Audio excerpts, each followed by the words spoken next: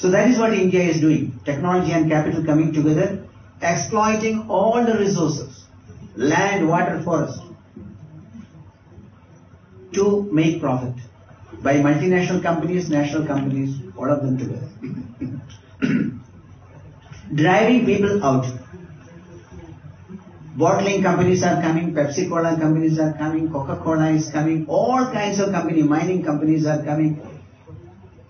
Malls and supermarkets are being built every day, new one. Roads are being widened, airports are becoming bigger and bigger. All that good, but then at the cost of millions of people who are getting driven out of their land and livelihood resources. And this process began, it was a gradual process. Some years back you didn't notice, today you will notice it. It all began with indigenous people, Adivasis we call them. When mining companies came, industries came, huge dams were built, tourism came, then Adivasis were told, get out. Mining companies asked them to move out. Tourism asked them to move out. All these activities were at the cost of Adivasis. They were moved out of their land and resources. And they were not told where to go. They were left to their own fate. So many of them ended up in slums. And imagine an Adivasi who is living in a forest ending in a Bombay slum. What will happen? So that was total destruction of culture and nature, both. Nature was destroyed because of mining and other activities. Culture was destroyed because people were pushed out of their land and livelihood resources. We were resisting it. But the forces were so strong that people who were resisting were all told, you are anti-development. You are anti-national, you are anti-development. So we were not able to resist to the extent that we wanted to resist. We came to the international community and said, please help us. For them it was too early to respond. They said, okay, some Adivasis getting pushed out from Indian villages cannot be an issue here now. It took some time before we realized, oh, indigenous people all over the world are getting pushed out of their land and resources and we need to protect it. Then came the number of farmers. You know, in India and other countries we introduced what you call special economic zones. And in order to develop these special economic zones, government brought a new act called Land Acquisition Act. In the name of national interest, in the name of public interest, we can acquire as much land as we want. Nobody can resist. As a result, many farmers were shot and killed. Their land and resources were taken. That land was used for agrofuel, that land was used for widening roads, that land was used for constructing infrastructure.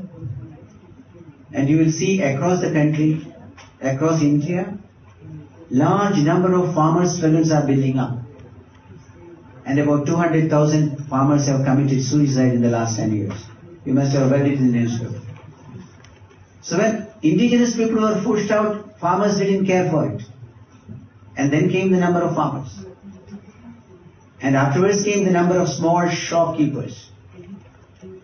When Commonwealth came to Delhi, 200,000 small business people were pushed out. The one who is sitting on the footpath and repairing your shoe, the one who is selling vegetable, the one who is repairing your cycle, all those people who are doing small businesses without depending on any state, self-employed, dignified people, they were all pushed out because we want a beautiful city. What I am trying to tell you is that this is a gradual process.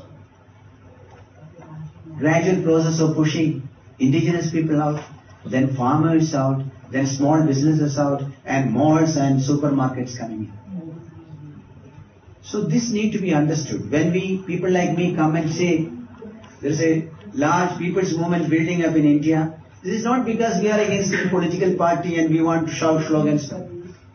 Because there is a process happening that is creating wealth for few at the cost of millions of people. And this process cannot be accepted. This process needs to be challenged. If this process is in India, that needs to be challenged. If it is happening somewhere else, that needs to be challenged. Take the example of Brazil. Brazil is 3 times bigger than India. And what is the population? 170 million or so. Much smaller a population than Indian population. And then 80% of Brazilians are cities and slums, and 20% people controlling the resources. That is what the report says. Right? How can this be allowed? The Brazilian social movements are asking for a piece of land. See, in a country where you have so much land, such a small population, why can't you give some land to people to produce food? Why it should be such a huge struggle supported by international communities? I think there is something seriously wrong. And that is why I think this issue needs your attention. That is why I am taking so much time explaining it in detail. It's not because you don't know this, you know this. But then I am trying to frame my agenda and get you on board. Right? This is our interest in food. At the end of the day, we all need a good meal. So if you need a good meal, you need good agriculture. And agriculture cannot be in sky, for that you need land. And if you have good land, good agriculture, good food, then health is related with that. Someone told me yesterday that Rajagopal, your struggle is very important because my work is all about health, and I know without good food there is no good health. Health is not something I can buy from the shop. All these medicines are not going to create me health.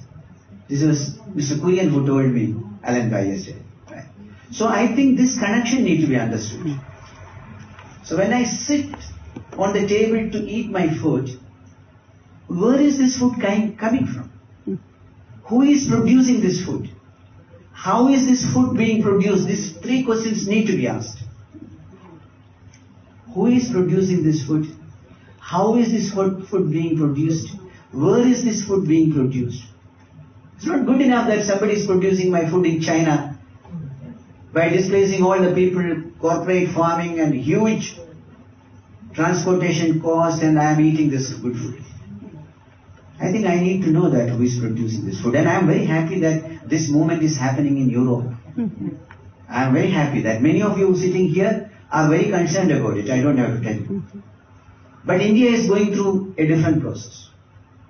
We had one green revolution by consolidating all the land and bringing in huge tractors, putting all the fertilizers and chemicals into the land. Now Indian government is speaking about second round of green revolution. That we have polluted all our rivers. Mother Ganges is completely polluted. Mother Yamuna is completely polluted. Our lands are completely polluted. Everything is totally polluted. So, it's not only a question of giving some land to the poor people, that's very important, but also recreating land and soil and environment and all that put together. So when I come and speak to you, my struggle is a land struggle, so please support me. Please understand the totality of what I am trying to say. It is not just land. I mean, in a hurry I may say that it is a land struggle for people's right over land. That is my campaign. But it has to be understood in great depth.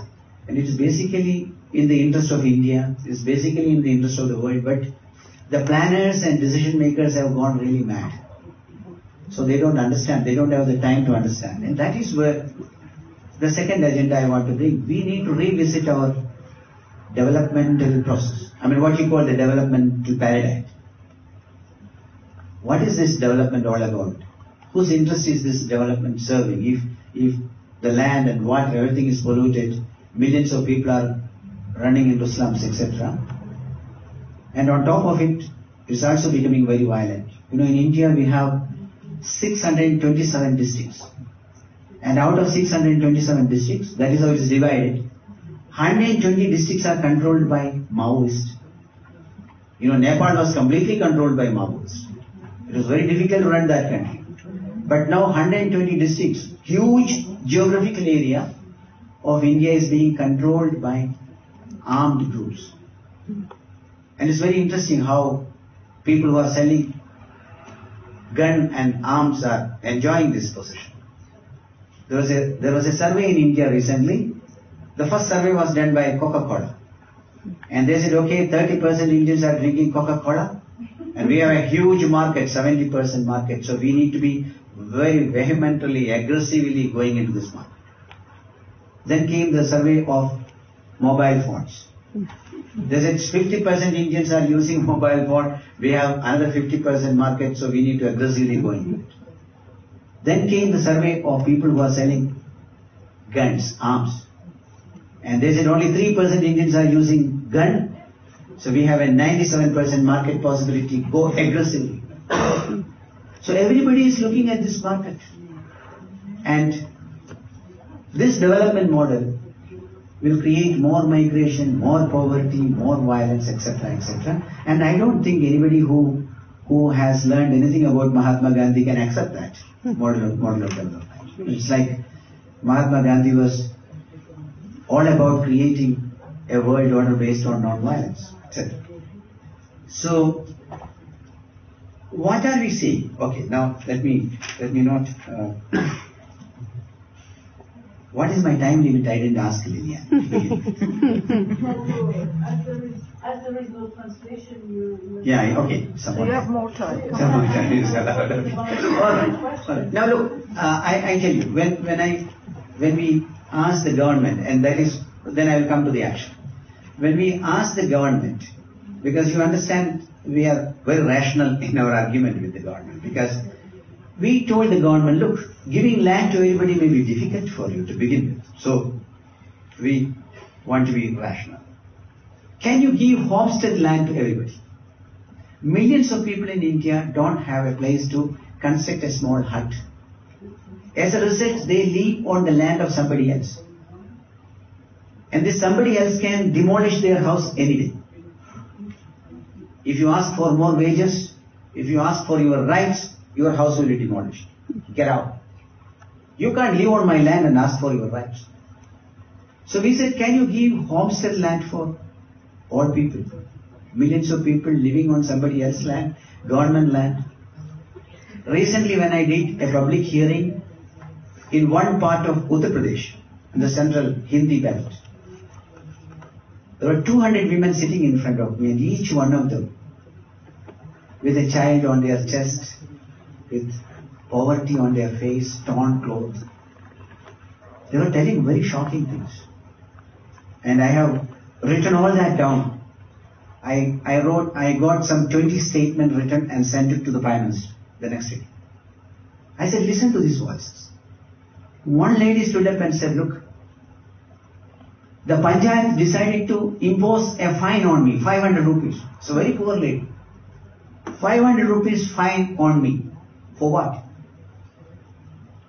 Because we don't have a place as toilet. So one day night, my stomach was upset. I went to the field of a rich man and somebody caught me red-handed. Somebody saw me using that field as toilet. Next day that became a very important issue. How can a Dalit get into the farm of a rich man and use it as toilet? So the Panchayat decided to impose 500 rupees on me. Mr. Rajagopal, please help me to find this money, otherwise they are going to kick me out of the village. It is not interesting to hear. And I am not very happy to state stories like that. It's dehumanizing for people. After 64 years of freedom, a mother in my village standing up to say, look, give me 500 rupees because I used somebody's land as toilet, because I have no land. Otherwise I go to a long distance, but in the night I can't do that. So I use that, thinking that nobody will see me in the night. I have all that statement written down. I will not exaggerate. So we said, why don't you give homestead land to everybody? So everybody has a house. Even World Bank is recommending it. Give homestead land to everybody. But after 64 years, millions of people in India have no homestead land. Then we said, okay, can you take the land back? Powerful people are occupying the land of the rich, poor people. It is my land, but a powerful man is occupying it. I can't get my land because he is very powerful. He has gun. He has police support. I said, don't give any new land. Can you give the land back that belongs to this guy, this Adivasi, this indigenous person?